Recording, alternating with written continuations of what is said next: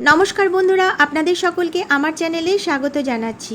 আজকে আমি আমার এই ব্যালকনিতে যে মানি প্ল্যান্ট গাছগুলো রয়েছে, এই গাছগুলোর জন্য আমি একটি মসটিক বানানো শেখাবো। তো একদম ঘরোয়া উপায় আমি এই মসটিকটা বানাবো এবং এই বানাতে এটা আমার মাত্র 10 টাকা কিন্তু খরচা হয়েছে। এই যে মানি প্ল্যান্ট গাছগুলো দেখছেন, এগুলো কিন্তু অনেক বড় হয়ে গেছে। এখন যদি আমি এগুলোকে সুন্দর করে টবের ভেতরে লাগিয়ে মসটিকের ভেতরে করে আমি যদি গাছগুলো জড়িয়ে লাগানোর ব্যবস্থা করতে পারি, তাহলে কিন্তু গাছগুলো আরও সুন্দরভাবে এবং ভালোভাবে কিন্তু বড় হবে।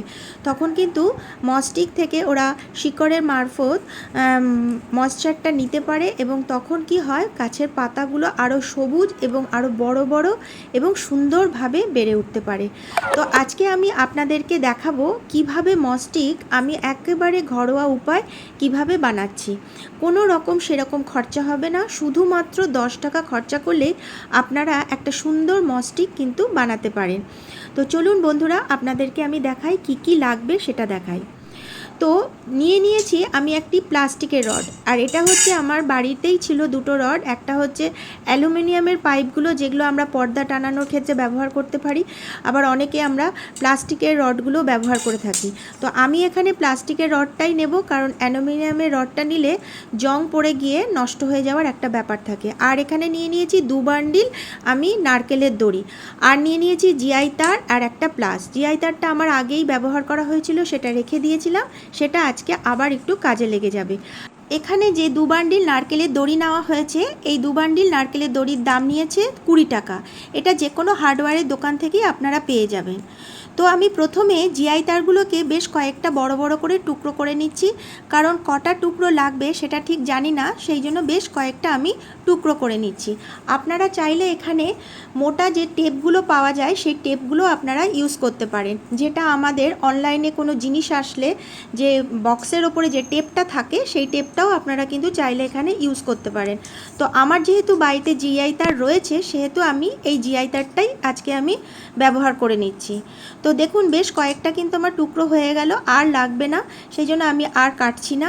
এরপরে আমি নারকেলের দড়িগুলোকে একটু হালকা করে খুলে নিলাম। এবার আমি বালতিতে জল নিয়ে সেখানে 2 থেকে 3 ঘন্টা আমি ভিজিয়ে রেখে দেবো, কারণ এই দড়িতে যে খড়খড়ে একটা ব্যাপার আছে সেটা একটু নরম হয়ে যাবে এবং জলটা অনেকটা টেনে নেবে। তখন গাছটা লাগানোর পরে জলে এই দড়ি থেকে অনেকটা ময়েশ্চার কিন্তু নিতে পারবে। দেখুন আমার এখানে 3 ঘন্টার মতন ভেজানো হয়ে গেছে। আমি এবার দড়িটাকে জল থেকে উঠিয়ে একটা ওপরে জায়গায় রেখে দিলাম, যাতে জলটা দড়ি থেকে ঝরে পড়ে। কারণ আমি যে প্লাস্টিকের রডটা নিয়েছি সেটা কিন্তু একদম প্লেন, সেটাতে এই জলে ভেজানোর জন্য সুন্দর করে আমি কিন্তু দড়িটা এবার ভালোভাবে লাগাতে পারবো। তো এইবার আমি ওই দড়িটার দুটো অংশকে একটু গিট ভালোভাবে দিয়ে নিলাম, দেখুন, এবং পুরো দড়িটাকে ভালোভাবে খুলে নিলাম, কারণ লাগানোর সময় যেন কোনো রকম অসুবিধা না হয়। তো আমি প্রথমে কিছুটা অংশ ছেড়ে দিচ্ছি, কারণ ওই অংশটা আমি মাটিতে ভেতরে রাখবো বলে ওইটুকু অংশ আমি ছেড়ে দিলাম। এরপরে আমি ভালো করে গিটটি দিয়ে নিলাম, এই দড়িটা দিয়ে সুন্দর করে একটা শক্ত করে গিট আমি দিয়ে নিলাম। এরপরে আস্তে করে আমি এই দড়িটাকে রডের ভেতরে জড়াতে শুরু করব, কিন্তু যে গিটটা দেবেন সেই গিটটা যেন খুব শক্তভাবে হবে। আর কোনো রকম অসুবিধা নেই, কোনো প্রবলেম নেই, আপনারা শুধু আস্তে আস্তে সুন্দর করে টাইট করে দড়িটাকে এই রডের ওপরে জড়িয়ে দেবো। দেখুন বন্ধুরা, আজকে যে আমি মপস্টিকটা তৈরি করছি, হয়তো বাজারের মপস্টিকের মতন অতটা সুন্দর হবে না, কিন্তু এই মপস্টিকটা আর বাজারের মপস্টিকটা একই কাজ কিন্তু করবে। আমরা যদি বাজার থেকে মপস্টিক কিনতে যাই, মিনিমাম দাম পড়ে 150 থেকে 200, আরও ভালো যদি কিনতে যান তাহলে 250, 300, 350 টাকা পর্যন্ত পড়তে পারে। কিন্তু আজকে আমি কিন্তু মপস্টিকটা তৈরি করছি সম্পূর্ণ খুবই কম খরচে, মাত্র 10 টাকাতে। কিন্তু আজকে যে মপস্টিকটা আমি তৈরি করছি আর বাজারের মপস্টিক একই কিন্তু কাজ করবে, শুধু আমি ঘরোয়াভাবে সুন্দরভাবে দেখুন আমি তৈরি করে নিলাম।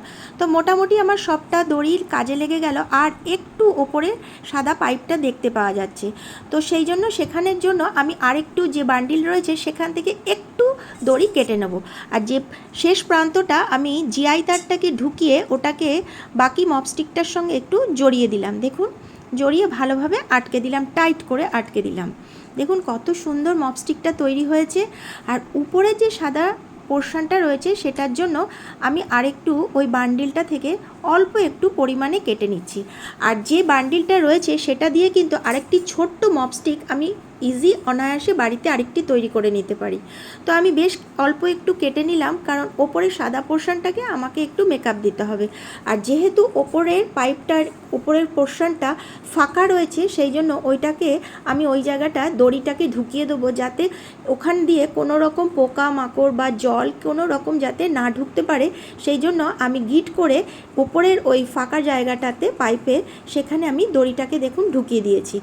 এইবার ঢোকানোর পরে ওইখান থেকে আমি আস্তে করে টাইট করে ভালোভাবে দড়িটাকে মুড়িয়ে মুড়িয়ে আবার নিচের দিক করে আনছি। দেখুন সুন্দর করে আমি নিচ থেকে আস্তে আস্তে করে নিয়ে চলে আসছি।